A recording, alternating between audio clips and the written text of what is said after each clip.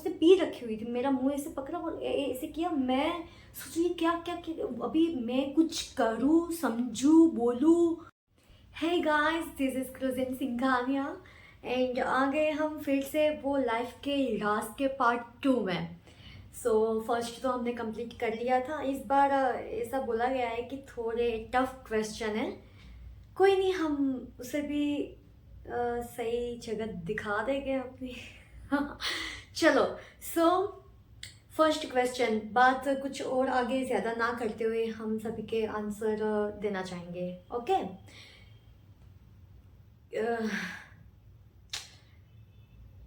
ठीक है, पहला है, लोग आपके बारे में सबसे अधिक क्या गलत समझते हैं?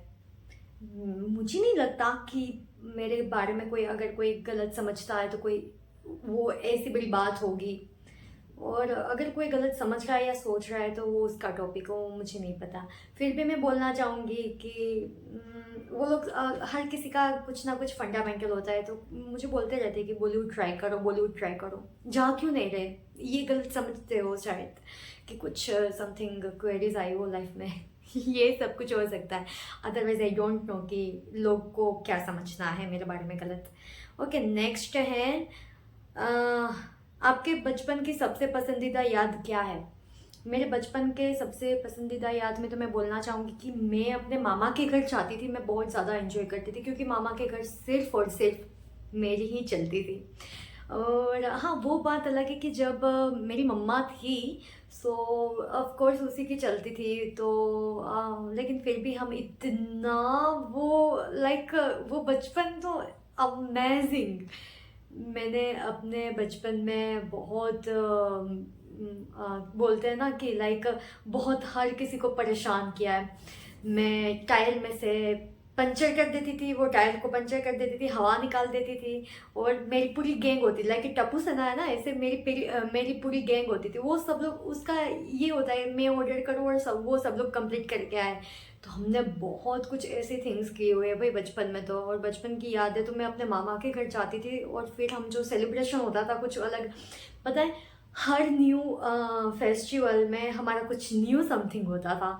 लाइक डांस हम रखते थे। और तब तो मेरी एज ही क्या थी यार, एज थी मेरी कुछ समथिंग 9 10 समथिंग 8। और हम लोग सेलिब्रेशन करते थे हर फेस्टिवल का। और उसमें साथ में हमारे मॉम डैड और सब लोग इंक्लूड भी होते थे। मैं पहले से ही मैं बहुत फिल्मी रही हूँ। तो जैसे टीवी सीरियल में सेलिब्रेशन होता था तो वैसे ही एज अ सेम मैं करने की कोशिश करती थी। अब होता था ही नहीं होता, वो तो छोड़ो वो सारी बातें। ओके। सो आप अपने जीवन साथी और महत्वपूर्ण व्यक्ति से कैसे मिले हैं? ये मेरा इसमें कोई आंसर नहीं है क्योंकि जीवन साथी या महत्वपूर्ण व्यक्ति से मिलने में समय लगता है और वो अभी समय आया नहीं। आएगा तब मैं बताऊंगी। अभी फिलहाल तो मैं हूँ। भाई मैं आपको प्यार दे रही हूँ तो आप मुझे प्यार दो ना, और किसी के प्यार की क्या ज़रूरत है मुझे? सब लोग हो तो सही आप लोग। ठीक है, तो इसका कोई आंसर नहीं है मेरे पास। यदि आपको किसी एक बात के लिए याद किया जाए तो वह क्या होगी? नायरा। पता है, वैसे मेरा नाम क्रूजिन है, क्रूजिन सिंघानिया। लेकिन मैंने बचपन नहीं बोल सकते, मैं स्कूल में, मेरी बोर्डिंग स्कूल थी तो मैंने वहाँ पे नायरा का रोल किया था। एंड उसके बाद तो धीरे धीरे धीरे करके मेरी फैमिली तक पहुँचा नायरा, और फिर मेरी स्कूल तक पहुँचा नायरा, फिर रिलेटिव्स एंड सब लोग को पता चला नायरा का रोल किया ये वो। और अगर मुझे इस बात के लिए ये है कि कोई जाना जाए, पहचाना जाए, तो वो नायरा के नाम से जाना जाएगा। मतलब मैं मुझे उस तरह याद किया जाएगा कि हाँ, कोई नायरा सिंघानिया थी। या सो आपको अब तक मिली सबसे अच्छी प्रशंसा क्या है? हर बात में मुझे एक ही आंसर मिलता है, हर फोटो में मुझे एक ही रिप्लाई मिलता है, और वो होता है यू आर सो क्यूट। हाँ, ये होता है, मतलब ये है जो मुझे सबसे ज़्यादा प्रशंसा। ऊपर से मैं नेशनल कराटे चैंपियन हूँ और मैं डिफेंस में भी रह चुकी हूँ। और मैं एक्ट्रेस भी हूँ, मैं पहले से ही लास्ट तक टॉपर आई हूँ। तो ये सारी बात तो है ही कि मैं मेरी स्कूल की हर एक्टिविटीज़ में मैं पार्टिसिपेट करती थी। तो उसके लिए भी मुझे बहुत ज़्यादा प्रशंसा मिलती थी और मैं सबकी फेवरेट बन के रही हूँ आज तक। ये रिकॉर्ड ब्रेक आज तक किसी ने नहीं किया। मेरी स्कूल में मेरे सर ने ऐसा बोला था कि हमारी स्कूल में लास्ट पास्ट के 10 ईयर्स, जितने भी 10 ईयर्स के दौरान जितने भी स्टूडेंट्स आए उसमें से अगर कोई हमारी फेवरेट हो तो वो तुम हो। सो हाँ, मुझे प्रशंसा ये बात के लिए तो बहुत मिली है और बहुत अच्छा लगता है जब ऐसी प्रशंसा मिलती है ना, वो भी अपने सर मैडम से, तब बहुत अच्छा लगता है। ओके, ऐसा कौन सा अपमान है जिसका आपको सामना करना पड़ा और जिस पर आपको गर्व हुआ? पता है, अगर मेरी ऐसी कोई बात तो हुई नहीं है, लेकिन अगर मेरा कोई अपमान हो तो मुझे ठीक है, एज अ ह्यूमन नेचर हर किसी को गुस्सा आता है। वो गुस्सा मैं पहले करती थी, पता नहीं ये मैच्योरिटी लेवल कुछ और ज़्यादा बढ़ गया है, सो दैट्स व्हाई अब मैं गुस्सा नहीं करती। अब मैं ना मुंह तोड़ मेरे काम के थ्रू उसको रिस्पॉन्स करती हूँ, उसको उसकी औकात दिखाती हूँ।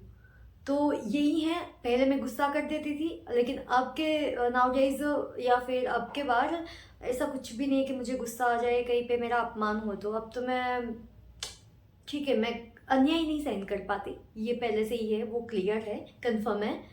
बट बात रही ये अपमान की, तो अपमान किसी ने किया नहीं, और किया हो तो उसको उसका आंसर मिल ही गया होगा, और that's why I am proud of me.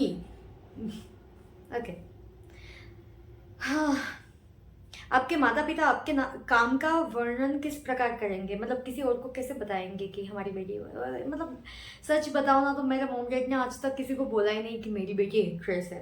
सच्ची बता रही हूँ, नेवर।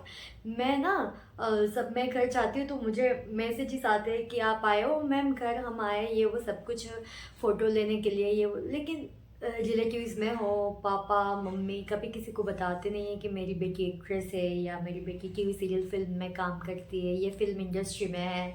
तो मुझे नहीं लगता कि वो किसी और के या रिलेटिव्स के सामने वो एक्सप्रेस करते होंगे कि मेरी बेटी एक्ट्रेस है। सो इसका तो आंसर यही है, बेड लक है ना। हाँ, आपके परिवार वाले आपके बारे में कौन सी मज़ेदार कहानी बताते हैं जिसे आप साझा करना चाहोगे?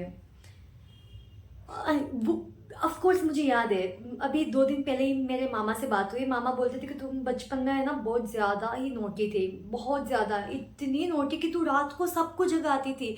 रात को तुझे सुलाने के लिए हम लोग गाना गाते थे, लोरी गाते थे, अरे डांस करते थे। और वो जो पूरी कहानी बताते हैं ना, मुझे तो आई फील यार सच में I am a princess, that's why.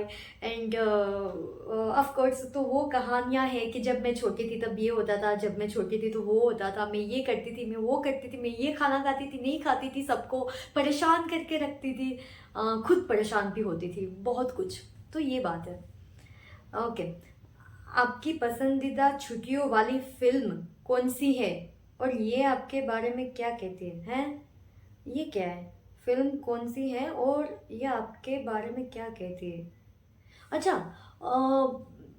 इसी तो मतलब हमारा तो क्या होता है कि शूटिंग होता है ना, तो उस दौरान ही हमें तो बहुत ज़्यादा मज़ा आता है। ऐसी बात नहीं है कि रिलीज़ होने के बाद ही वो मज़ा आता है कि यार मेरी फिल्म आई है, नो। जब शूटिंग होता है ना उसके दौरान ही हम लोग बहुत ज़्यादा मजाक मस्ती करते हैं, एक दूसरे के साथ ऐसे, मतलब घुल मिल गए हैं ना, कि बहुत मज़ा आता है। वो दिनों का ही मज़ा है ये। अगर मेरी शूटिंग चल रही है तो मैं यही मानूंगी कि मेरी छुट्टियों के दिन चल रहे हैं, क्योंकि छुट्टी के दिन क्या होता है कि हमें बहुत मज़ा आता है ना। छुट्टी वाले दिन तो हम बहुत वो होते हैं ना, लाइक क्या बोल सकते हैं कि हमें बहुत मज़ा आता है, हम इंजॉय करते हैं। तो मैं तो शूटिंग को ही अपनी छुट्टियाँ वाले दिन मानती हूँ। उसका रीज़न है कि मुझे शूटिंग बहुत अच्छा लगता है, दैट्स इट। ओके, अगला सवाल है, आज तक आपकी सबसे कम पसंदीदा नौकरी कौन सी रही है? मुझे कोई पसंद ही नहीं है जॉब वगैरह, तो मैं तो क्या बोल सकती हूँ। और ये जो हमारा फिल्म इंडस्ट्री का जो शेड्यूल है या फिर हम लोग काम करते हैं फिल्म इंडस्ट्री में, तो मैं उसे जॉब नहीं मानती। उसे तो अपना पैशन मानती हूँ और सब कुछ मानती हूँ, जॉब नहीं मानती। ओके, नेक्स्ट क्वेश्चन, यदि आप अपने 18 वर्षीय स्व को कुछ सलाह दे सके तो आप क्या कहेंगे? मैं यही कहूँगी भाई प्यार व्यार के चक्कर में मत पड़ो। मैं 18 साल की तो नहीं हूँ, लेकिन मैं इतना बता सकती हूँ कि भाई एक टाइम तो हर किसी की लाइफ में आता है। हर कोई इंसान उसे समझाता है, बोलता है कि भाई उसके साथ मत जा, इसके साथ मत घूम, इससे बात मत कर, ये पढ़ाई कर ले या फिर अपने करियर पे फोकस कर। लेकिन वो इंसान नहीं समझता और उसी इंसान के चक्कर में पड़ जाता है। फिर उसको रियलाइज़ होता है कि उसने जो किया वो बहुत गलत किया, उसकी लाइफ के कुछ टाइम उसने ऐसे ही गंवा दिए। सो वो मत करो, अदरवाइज तो ठीक है। बस व्यसन नहीं होना चाहिए। I don't like it habit like बोल सकते हैं सिगरेट पीना, शराब पीना, मुझे वो पसंद नहीं है। तो यही सलाह है और यही है इम्पोर्टेंट है। बाकी फ्रेंड्स वगैरह तो होते हैं, मैं भी समझती हूँ आजकल के जो जनरेशन है, जेन ज़ी बोलते हैं जो हम लोगों को। तो जेन ज़ी के दौरान तो ऑफ कोर्स ये जेन ज़ी के ड्यूरेशन में तो ये रहेगा ही रहेगा। सो यही है। मुझे अपने जीवन के 3 सबसे प्रभावशाली लोगों के बारे में बताइए और बताइए कि उन्होंने आप पर किस प्रकार प्रभाव डाला है। 3, अरे यार 3 लोग तो कि मेरी लाइफ के फर्स्ट तो ऑफ कोर्स मेरी मम्मा है। मम्मा ने तो मुझे जीना सिखाया है भाई, उसके लिए तो मैं क्या ही शब्द बोल सकती हूँ, उसके लिए तो कुछ I can't express anything. And उसके बाद ऑफ कोर्स फादर है। पापा, मुझे पता है मेरे और पापा के बीच वैसे बहुत लड़ाइयाँ होती है, पापा वो ये लेकिन अब सब कुछ ठीक है। अब सब ठीक है। अब एक दूसरे को समझते भी हैं और सब ठीक है। तो और तीसरा इंसान है मेरी लाइफ में है जो हर सिचुएशन में मेरी हेल्प करते रहते हैं, हर सिचुएशन में मुझे हैंडल करते हैं, समझते हैं, समझाते हैं, संभालते हैं। तो वही है, वक्त आने पे हम ज़रूर बताएंगे आप लोगों को भी कि वो इंसान कौन है। ठीक है, तब तक तो ये 3 लोग हैं अभी तो लाइफ में, मम्मा पापा और जिस इंसान के बारे में मैं आपको बता रही हूँ, क्योंकि ये फिल्म इंडस्ट्री है, दैट्स वाई मैं अभी तो नहीं बोल सकती कि कौन है, लेकिन है। नहीं, ऐसी भी कोई बात नहीं है जो आप लोग के दिमाग में चल रहा है। ओके, आपकी सुबह की दिनचर्या कैसी होती है? ओह माय गॉड, पहले मैं जब ये इन फिल्म इंडस्ट्री जब मैं काम नहीं कर रही थी तो वो दौरान मैं 5 बजे उठती थी, और कोरोना के टाइम पे भी, हाँ, बिकॉज मेरी बोर्डिंग स्कूल कंप्लीट हुई थी और मैं घर आई थी। सो मैं 5 बजे उठती थी, मैं वॉकिंग रनिंग के लिए जाती थी, आके मैं एक्सरसाइज करती थी, फिर मैं आई ये फिल्म इंडस्ट्री में। फिल्म इंडस्ट्री में सच बताऊं तो थकान से भरी लाइफ होती है, पूरे दिन शूटिंग रहता है या फिर रात को भी शूटिंग चलता है। कई बार तो ऐसा होता है कि रात को 2 बजे 3 बजे, अरे यार कई बार तो मैं रात को 4 बजे 5 बजे शूटिंग से वापस आती हूँ, उसमें थक जाती हूँ, तो रात को 4-5 बजे सो तो सुबह 10-11-12 बज जाए। फिर सब, अगर मैं 11 बजे उठी तो भी मैं एक्टिव हूँ, 9 बजे उठी 9 बजे भी मैं एक्टिव हूँ। ऐसा ही रहता है। अभी तो मेरे घर पे ट्रेडमिल भी आ गया है, तो ऑफ कोर्स 1 आवर तो कंपलसरी मैं उसी को देती हूँ, मतलब मेरे बॉडी के लिए वर्क करती हूँ मैं, ट्रेडमिल, वॉकिंग, रनिंग, सब कुछ। और बहुत अच्छा लाइक एक्टिवनेस जैसा, बहुत अच्छा सा वो दिन रहता है मेरा पूरा। ओके, ओके, आपके करियर के बारे में ऐसी कौन सी बात है जिसकी आपने अपेक्षा नहीं की थी? पता है, व्हेन माय पापा denied for this film industry, तो वो टाइम पे मुझे लग रहा था कि ये कभी पॉसिबल होगा ही नहीं कि मुझे वो फिल्म इंडस्ट्री में आने दे, सच में। और क्योंकि मैं क्षत्रिय हूँ ना, तो हम लोग में ऐसा नहीं होता कि फिल्म इंडस्ट्री अलो नहीं होती।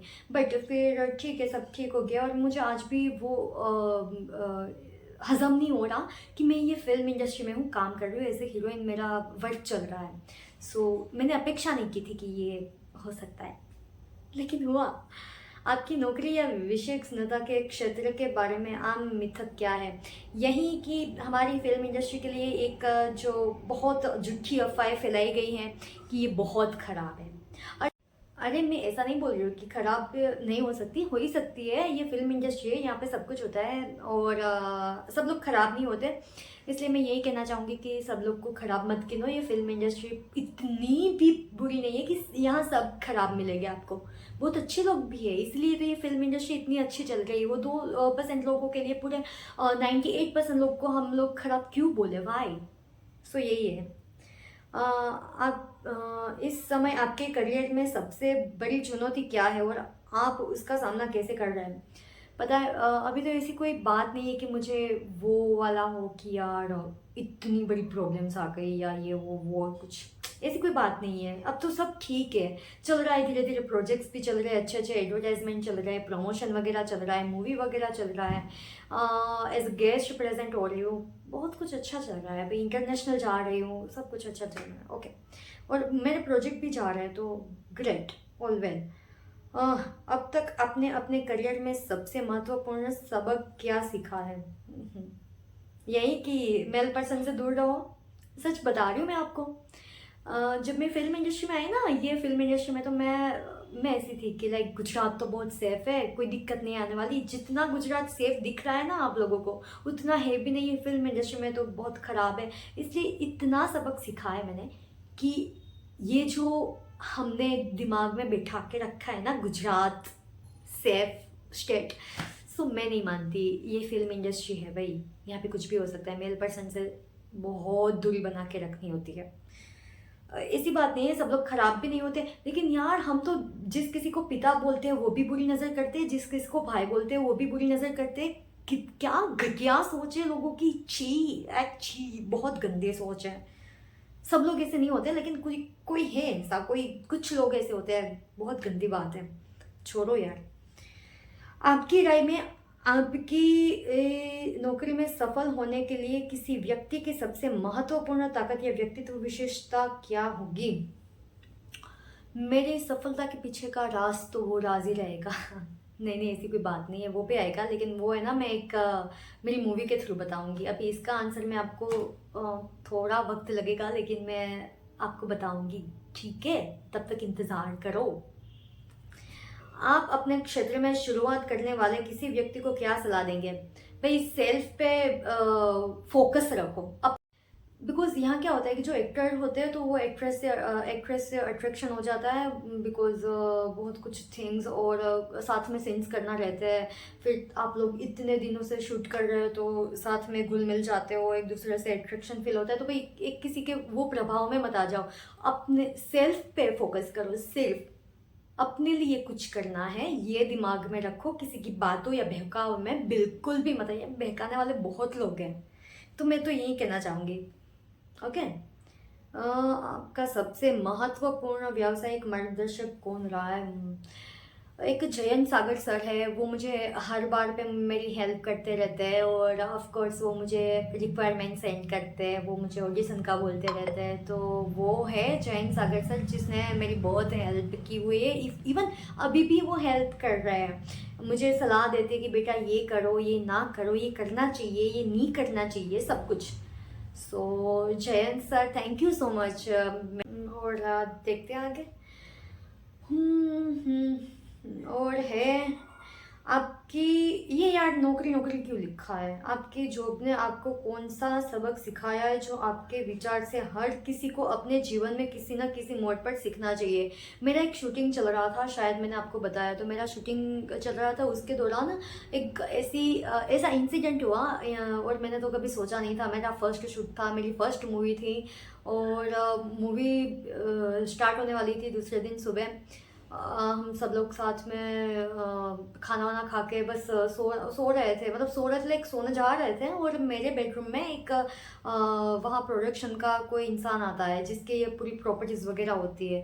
तो प्रॉपर्टीज़ मीन्स लाइक उसका ही सब कुछ था, घर वगैरह, घर क्या वो बोलते हैं ना, रिसोर्ट टाइप, तो वो सभी का था। और भाई वो सडनली उसको क्या हुआ, मेरे साथ और एक भी लड़की थी, लेकिन उसके ऊपर तो उसने फोकस ही नहीं किया। आया मेरे पास, ऐसे ऐसे मुंह, मतलब उसने पी रखी हुई थी, मेरा मुंह ऐसे पकड़ा और ऐसे किया। मैं सोचू ये क्या क्या क्या, अभी मैं कुछ करूँ, समझू, बोलूँ? मैंने उसको धक्का तो दे दिया, लेकिन क्या हुआ वो पता नहीं चला। वो नाइट में इतनी रोई थी भाई। तब से मैंने एक डिसाइड कर लिया कि यू यू ऐसे ऐसे होना चाहिए, चल निकल। या फिर मैं तेरी बैंड बजाऊं या फिर तेरे कपड़े कपड़े निकालूं, तू निकल चल। तो ये सिचुएशन जो मेरी लाइफ की जो फर्स्ट मूवी के दौरान बनी हुई थी, तो वो बहुत ख़राब एक्सपीरियंस था मेरा। लेकिन फिर उसके बाद ऑल वेल, क्योंकि सबको फिर मेरा बैकग्राउंड पता। आज का सेशन यहाँ तक रखते हैं। सारे सवाल के जवाब मिल गए होंगे सब लोगों को। और फिर जल्दी मिलेंगे, तब तक देखते रहिए क्रूजिंग सिंघानिया को। Thank you so much guys.